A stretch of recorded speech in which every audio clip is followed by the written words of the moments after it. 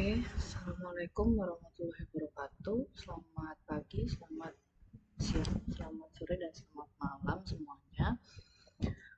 Di materi di mata kuliah Desain Interior 1, kali ini akan membahas mengenai prinsip estetika pada interior.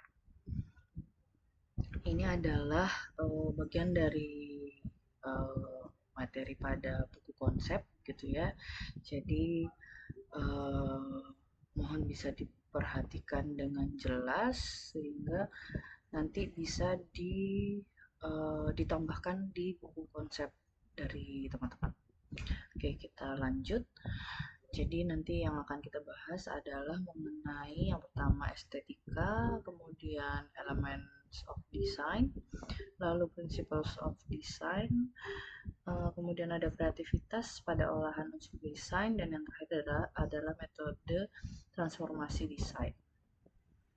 Oke, yang pertama mengenai estetika, yang teman-teman ketahui bahwa estetika adalah salah satu cabang dari ilmu filsafat gitu. Nah, secara sederhananya, estetika itu adalah ilmu yang membahas tentang keindahan.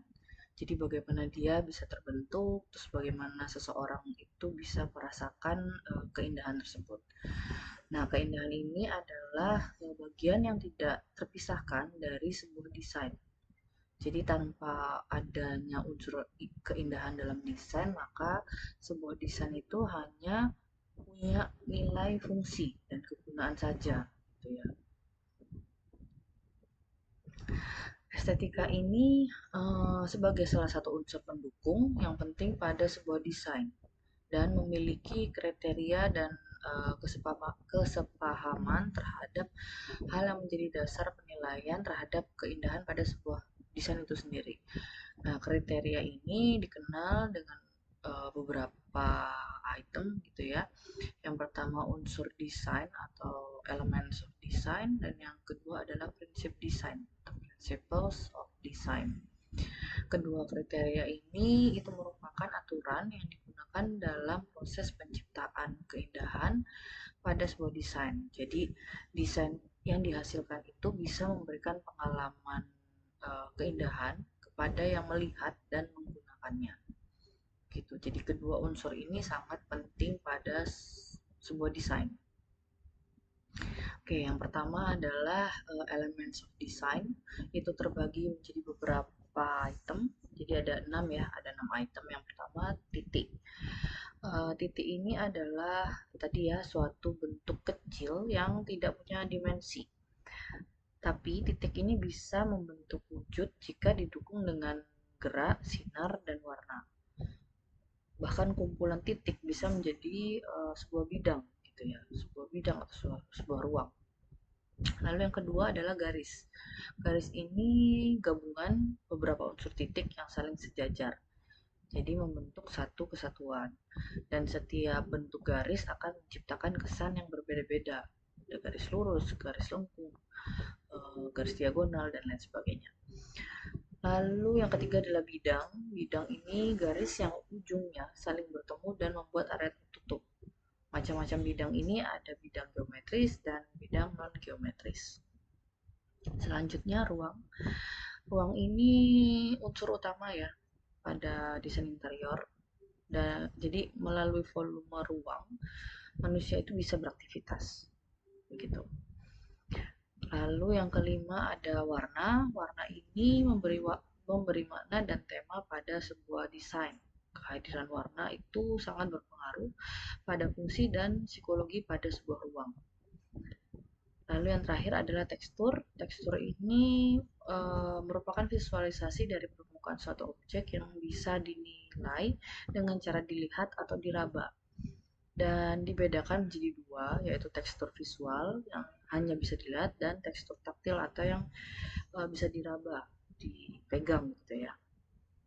Nah, itu tadi 6 dari elemen of design atau unsur desain. Selanjutnya adalah principle of design. Ada 6 item juga. Jadi yang pertama adalah harmoni. Harmoni ini jadi setiap unsur desain mampu saling mendukung, menyatu serta terlihat harmonis gitu. Jadi saling satu kesatuan yang menjadi satu irama gitu ya.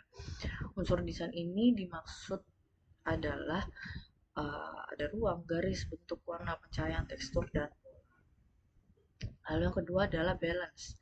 Balance ini kesamaan porsi unsur yang terdapat di dalamnya tidak boleh condong ke salah satu. Jadi harus sama atau balance. Gitu. Ada 3 jenis keseimbangan. Yang pertama simetris, lalu asimetris, dan radial. Lalu yang ketiga adalah kontras. Kontras ini bagaimana caranya kita untuk membuat tampilan hunian ini menjadi lebih hidup, estetis, dan berkarakter. Jadi tidak membosankan gitu ya. Lalu yang keempat ada proporsi. Dalam penerapannya, proporsi akan berkaitan dengan skala serta komposisi yang melibatkan DNA. Gitu. Lalu empasis. Empasis ini atau titik fokus adalah sebuah tempat yang menjadi sorotan dalam sebuah ruangan yang tujuannya memberikan kesan pandangan pertama ketika memasuki ruangan. Biasanya yang menjadi aksentuasi atau point of interest atau point of view gitu ya. Ada satu item yang mencolok berbeda dari item-item lainnya. Lalu yang terakhir ada rhythm. Rhythm ini irama yang dimaksudkan adalah urutan penataan yang nampak harmonis. Salah satu contohnya misal dekorasi dinding yang diletakkan dengan jarak yang sama gitu. Jadi ada iramanya itu sama gitu. Oke, itu tadi elements of design dan principle of design. Next, nah ini kita menuju kreativitas pada unsur desain. Jadi ini saya langsung mengambil contoh kasus langsung gitu ya, contoh sebuah interior cottage atau villa di Bali, namanya Ulaman Resort. Nah ini dia sangat unsur-unsur mulai dari unsur garis, unsur warna, unsur detail, aksentuasi dan lain sebagainya, material itu sangat diperhatikan gitu.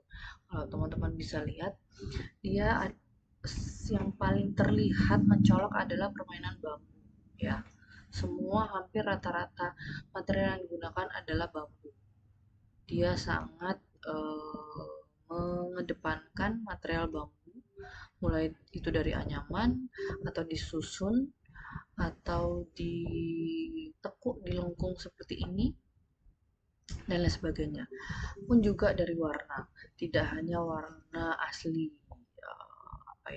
warna coklat bawaan dari warna bambu, tapi dia juga membuat warna-warna lain gitu ya, dari elemen bambu, dari material bambu itu, sehingga bisa menjadi sebuah aksentuasi. Nah ini ya, Ulaman Eco Retreat di Tabanan, Bali. Kalau teman-teman bisa lihat permain plafonnya, dindingnya itu bukan yang monoton kotak-kotak, plafonnya juga plafon biasa datar gitu ya, tapi dia dibuat lengkung dengan material bambu anyaman. Pun sama dengan plafonnya dia membentuk seperti bentuk oval ya, geometri oval gini, lalu dari anyaman bambu juga gitu. Jadi walaupun dia menggunakan semua material bambu ya, ini partisi juga bambu, lantai juga bambu, kursi pun sama. Mungkin yang ada beda, ini ada permainan kayu, ukuran kayu dan lain sebagainya, tapi suasananya, tone-nya, elemennya yang digunakan tidak tampak membosankan gitu ya. Ada juga permainan fabric gitu ya, motif-motif gitu. Terus ini anyaman rotan untuk untuk karpet gitu. Nah bisa dilihat di kamar mandi, dia menggunakan warna dari material bambu yang berbeda gitu untuk memberikan kesan yang berbeda dari kamar tidur yang membedakan gitu. Dia menggunakan eh, warna bambu yang lebih gelap seperti ini gitu ya.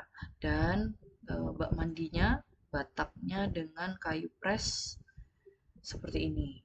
Lalu ada permainan material lain, tapi tetap sama-sama nuansa alam gitu ya. Jadi back to nature-nya tetap kental gitu ya. Permainan batu koral, terus habis itu batu alam dan lain sebagainya. Nah, dilihat ya susunan-susunan bambunya seperti ini.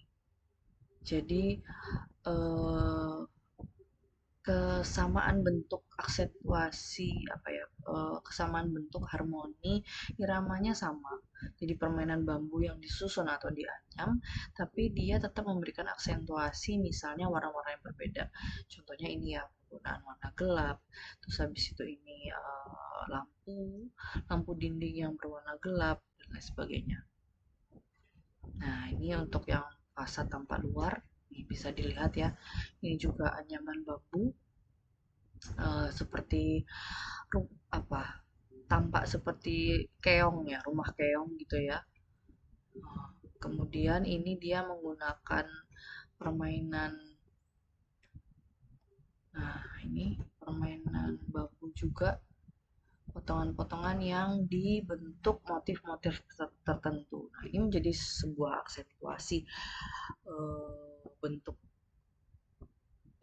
apa bentuk motif yang berbeda gitu. Bisa dilihat ya. Nah, ini seperti ini. Jadi balancing antara desain, warna, konsep dan sebagainya itu sangat diperhatikan. Jadi sangat detail. Contohnya seperti itu.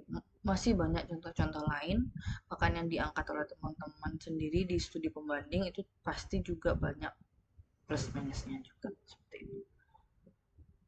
Oke. Kita lanjut menuju yang terakhir, menuju ke metode transformasi. Tapi sebelum kita ke metode transformasi, kita membahas sedikit tentang kearifan lokal tradisi.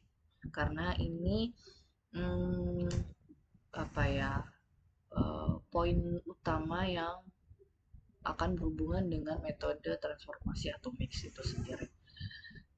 Kenapa kekayaan mengapa kekayaan tradisi yang di dalam itu maksudnya di Indonesia itu banyak berisi kearifan lokal yang harus kita jadikan sebagai aset yang berharga gitu ya. Jadi ada banyak, ini jelas ada banyak karena Indonesia kaya dengan keanekaragaman budaya dan adat gitu ya, jelas pasti kearifan lokalnya sangat banyak, itu harus dijadikan aset yang berharga. Jadi yang pertama adalah pada praktek tradisional itu sering kita temui ya prinsip-prinsip keseimbangan yang harmonis antara fungsi dan estetik, antara segi fisik dan ideologi, antara keputusan ekonomi dan ekologi, yang itu adalah merupakan hasil dari akumulasi ribuan tahun kebijaksanaan kolektif dan pengalaman praktis dari adat itu sendiri. Kemudian yang kedua, adanya berbagai macam pengetahuan, praktek, dan metode yang diterapkan oleh masyarakat indigenous sering itu terbukti memiliki kelebihan unggul untuk keberlangsungan kehidupan masyarakat. Ya, jadi sustain gitu. Itu dilihat dari kemampuan dan pengetahuan empirik masyarakat pada ekosistem lokal. Lalu selanjutnya banyak sejumlah riset itu yang mengungkapkan bahwa mayoritas dari berbagai praktek indigenous ini cenderung selaras dengan hukum alam atau natural law. Karena memang tradisi itu berangkat dari yaitu tadi kebiasaan gitu ya. Kebiasaan masyarakat setempat. Lalu yang terakhir, masyarakat indigenous ini mengerti bahwa alam ini berkembang mengacu pada hukum dan pola yang stabil, dan alam itu biasanya selalu benar, makanya mereka selalu kembali ke alam, mengacu kepada alam gitu. Nah itu tadi alasan-alasan mengapa kearifan lokal kita itu harus dijadikan aset yang berharga. Oke, kita masuk ke dalam metode transformasi desain atau Atomix. Nah, metode ini diperkenalkan oleh Dr. Adi Nugraha MA. Beliau adalah dosen di ITB gitu ya. Dan yang menemukan metode dari Atomix ini. Atomix ini adalah sebuah metode untuk membuat penyesuaian atau pembaharuan terhadap produk tradisi supaya dapat diterima dalam konteks kontemporer dengan tetap menjaga nilai-nilai intangible yang terkandung di dalamnya. Nah, tradisi ini adalah sesuatu yang fleksibel dan terus berkembang dari satu generasi ke generasi selanjutnya supaya dapat selaras dengan kehidupan yang berjalan. Seperti yang kita tahu, tradisi itu punya dua wujud. Yang pertama, tradisi tangible atau sesuatu yang bisa diraba, jadi seperti alat, material, artefak gitu. Dan yang kedua adalah tradisi sebagai sesuatu yang tidak berwujud atau intangible, seperti kepercayaan, kebiasaan, norma, dan adat istiadat. Nah,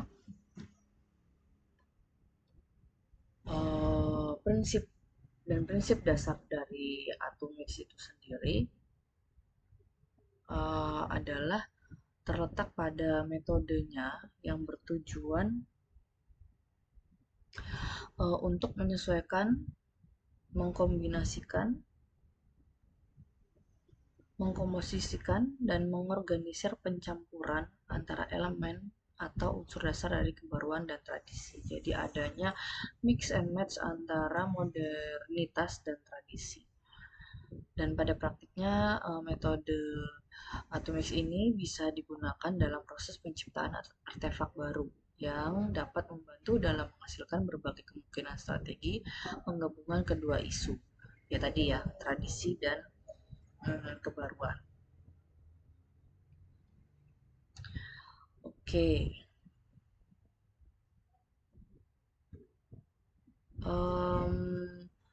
Atomics ini adalah singkatan dari artefak, teknik, utility, material, icon, konsep, dan shape. Yang mana keenam aspek ini merupakan unsur fundamental dalam sebuah artefak. Gitu. Jadi unsur yang paling penting pada sebuah artefak. Jadi 6 itu adalah ya, artefak ini poin utamanya. Terus ini ke-6 1 2 3 4 5 6 adalah unsur fundamentalnya gitu. Ketika mendesain objek baru yang mengambil inspirasi dari tradisi, metode Atomics ini digunakan untuk membimbing kita sebagai desainer tentang faktor apa saja yang harus dipertimbangkan, elemen tradisi dan elemen kekinian apa saja yang akan kita gunakan dalam membentuk objek atau produk baru ini. Ide utama dari metode Atomics ini itu berangkat dari filosofi bahwa melestarikan suatu tradisi itu berarti mengembangkan tradisi tersebut secara kontinu agar dapat sesuai dengan kehidupan saat ini. Jadi bagaimana kita melestarikan suatu tradisi supaya berkelanjutan gitu ya kurang lebihnya. Oke. Selanjutnya kita mengenal lebih dalam metode Atomics ya. Kalau teman-teman bisa dilihat di sini banyak istilah-istilah. Kita akan bahas satu persatu. Jadi 6 elemen fundamental dalam konsep Atomics tadi ya, ada 6 yaitu teknik, utility, material, icon, konsep, dan shape. Nah, huruf A dalam Atomics ini memiliki arti artefak. A ini ya. A ini adalah artefak atau produk atau objek yang merupakan pusat dari aktivitas revitalisasi tradisi. Jadi pusatnya adalah si artefak ini atau produk atau objek yang akan kita transformasi ya, atau revitalisasi. dan yang mengelilinginya adalah ini 6 elemen fundamental gitu ya. Jadi yang pertama adalah teknik. Teknik ini adalah segala macam pengetahuan atau teknik eh, yang membuat seperti teknik produksi, proses, dan cara pembuatan objek, keterampilan, peralatan, dan fasilitas lain. Nah, sebagai tacit knowledge, keterampilan atau skill teknik tradisional hanya akan bertahan lestari kalau kegiatan tersebut itu masih dipraktekkan. Jadi, jika tidak diwariskan ke generasi berikutnya, keterampilan tradisional ini akan hilang karena sang empu atau yang pertama kali menggunakan teknik itu meninggal dunia. Dan musnahnya keterampilan ini biasanya akan diikuti juga dengan musnahnya peralatan pendukungnya karena sudah tidak ada yang meneruskan. Gitu ya. Itu tadi adalah teknik. Kemudian yang kedua adalah utility. Utility ini berbicara tentang fungsi dan kegunaan sebuah produk, menyangkut kecocokan antara kebutuhan-kebutuhan pengguna atau user dengan kegunaan fungsi produk. Nah, makna utama utility sebuah artefak untuk manusia adalah survival. Sejak dulu hubungan kegunaan dengan bentuk itu sangat erat. Nah, prinsip desain form follow function ya. Jadi bentuk mengikuti fungsi itu menegaskan bahwa sebuah desain akan otomatis menjadi indah atau estetik ketika aspek-aspek fungsi itu terpenuhi dulu secara sempurna. Itu jadi fungsi itu terpenuhi dulu, kemudian unsur estetika itu akan otomatis mengikuti.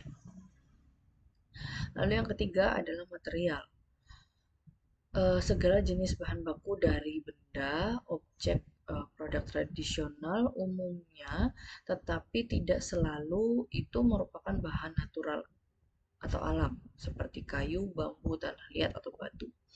Beberapa material ini seperti serat alam, rumput-rumputan, daun, akar, rotan, dan tempurung kelapa bisa sangat kuat menunjukkan kekhasan daerah lokal tertentu dan tidak dapat ditemukan di daerah lain. Jadi pasti antara satu daerah dan daerah yang lain itu punya material-material khas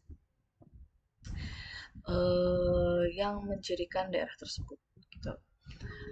Lalu selanjutnya ada icon. Icon ini segala bentuk image yang bisa terdapat di dalam alam, ornamentasi, warna, mitos, masyarakat, dan artefak. Contohnya tanaman padi, kemudian candi Hindu atau Buddha, lalu wajan wajan yang cenderung itu image-nya lebih kuat di Asia, gitu ya. Wajan, bentuk wajan. Dalam skala lebih kecil, hampir setiap budaya itu punya image spesifik sendiri. Sering digunakan sebagai icon atau identitas supaya berbeda dengan yang lain. Lalu selanjutnya ada konsep. Konsep ini adalah unsur-unsur tersembunyi di luar sekedar bentuk dan objek fisik. Unsur ini dipercaya paling tangguh, paling kuat dari ancaman kepunahan. Konsep sebagai unsur tersembunyi dapat berupa adat istiadat, norma, kebiasaan, kepercayaan, ideologi, dan budaya secara luas. Peran unsur tersembunyi ini itu sangat vital ya. Nah, penerapan sistem dan produk baru akan efektif berkelangsungan digunakan masyarakat hanya jika unsur baru tersebut bisa cocok atau serasi dengan norma kebiasaan budaya lokal. Oke, itu konsep. Lalu yang terakhir ada shape. Shape ini mengacu pada sebuah performa, penampilan atau atribut fisik dari sebuah objek, seperti dimensi, gestalt, dan bentuk.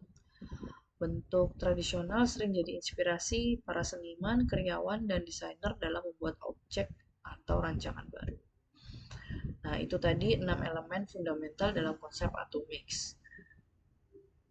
Ini ya, 6 bisa dilihat di sini keterangannya. Jadi yang untuk elemen tradisi ini adalah yang lingkaran putih ini.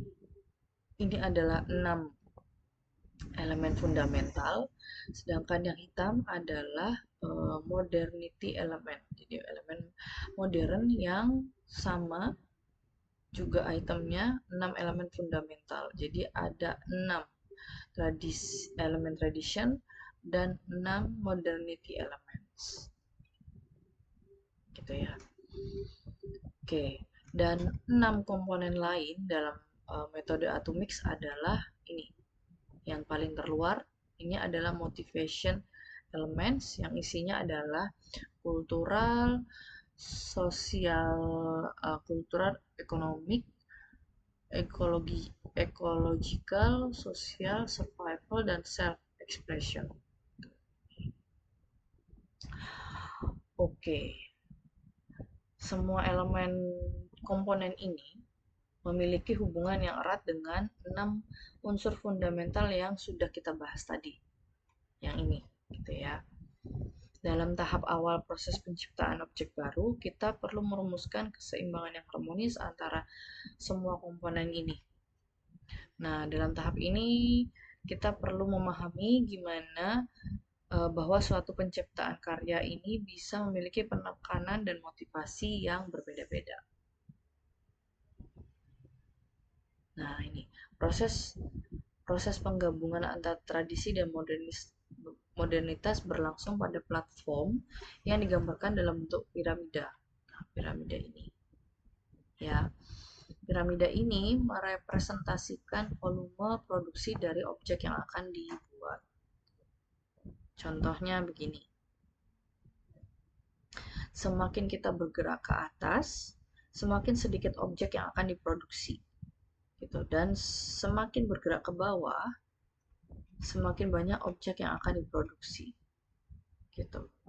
Jadi piramida ini menunjukkan bahwa lokasi di puncak paling atas ini sangat cocok untuk posisi objek-objek seni, gitu ya, art. Gitu. Jadi cuman one piece, satu item, dua item yang sangat limited edition. Gitu. Karena benda ini biasanya dibuat hanya dalam jumlah satuan atau jumlah yang sangat terbatas. Diagram piramida ini itu memiliki korelasi dengan jenis dan pelaku usahanya, apakah itu seni, kriya, atau desain. Contoh lain, kriya diletakkan di bagian tengah piramida, ya, craft, limited number of production. Nah, menandakan volume produksi yang terbatas dan jenis pelaku usahanya adalah seniman kriya, perajin, desainer maker, atau studio seni kriya. Tapi di sisi lain, desain ditempatkan di bagian terbawah dari piramida yang menunjukkan volume produksi yang besar, mass production yang dikerjakan dengan cara-cara produksi massal, manufaktur, gitu. Oke, cukup terbayang ya. Oke, next. Nah, ini bagaimana kita dalam memproses penciptaan karya dengan metode Atomix. Jadi yang pertama dimulai dengan mengidentifikasi unsur tertentu dari tradisi yang memiliki potensi terbaik untuk dikembangkan. Gitu. Jadi unsur apa dalam tradisi yang potensi yang paling terbaik yang paling bisa kita kembangkan. Itu yang pertama dicari. Kemudian langkah selanjutnya adalah melakukan eksplorasi unsur-unsur masa kini, unsur saat ini yang dapat berfungsi dengan baik jika digabungkan dengan unsur tradisi yang sudah kita pilih untuk dikembangkan. Itu kebayang ya. Oke.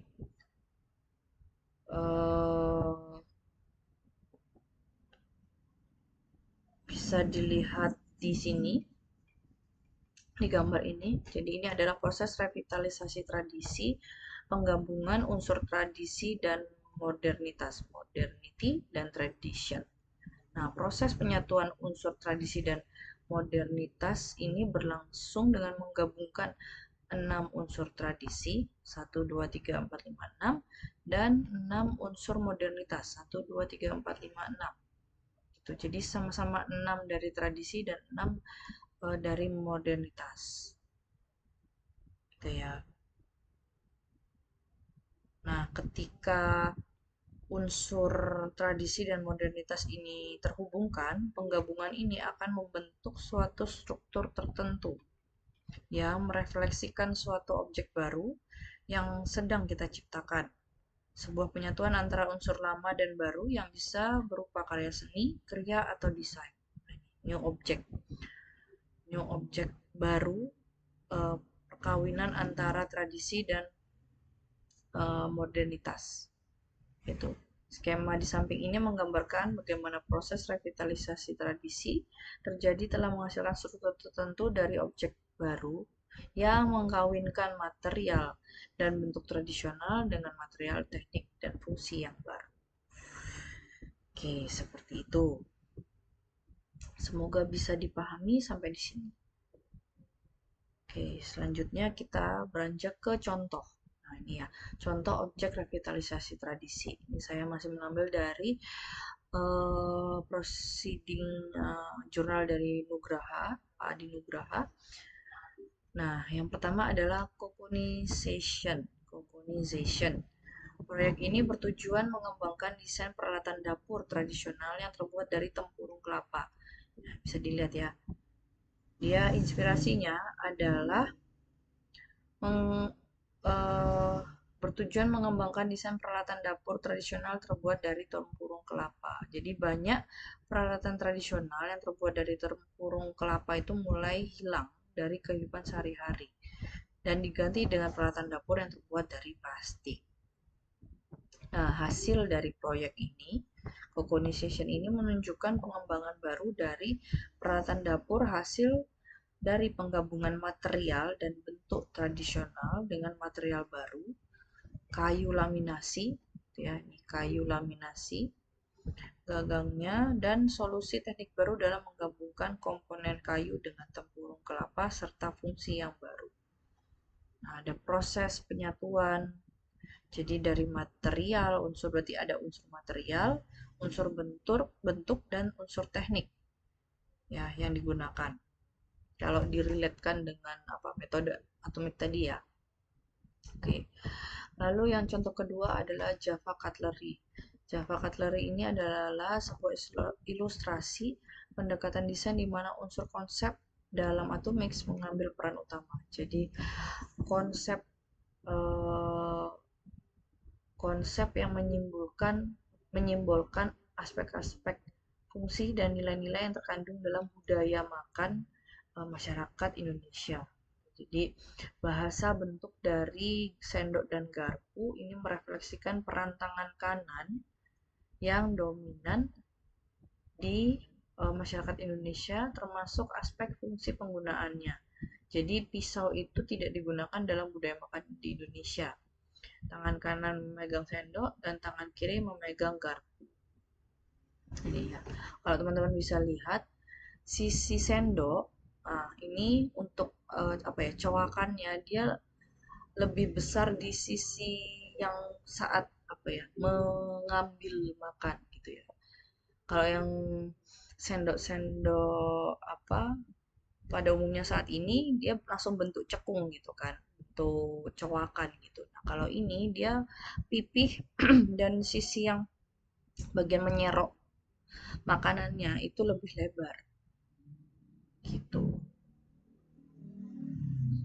Nah, sehingga dari dua contoh ini telah menggambarkan bagaimana metode Atomix bekerja dalam situasi yang berbeda-beda dengan keragaman motivasi dan kepentingan.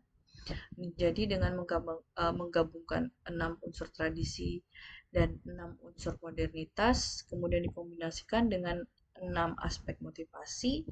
Nah, aplikasi dari metode Atomix ini bisa menghasilkan objek yang sangat kaya dan beragam.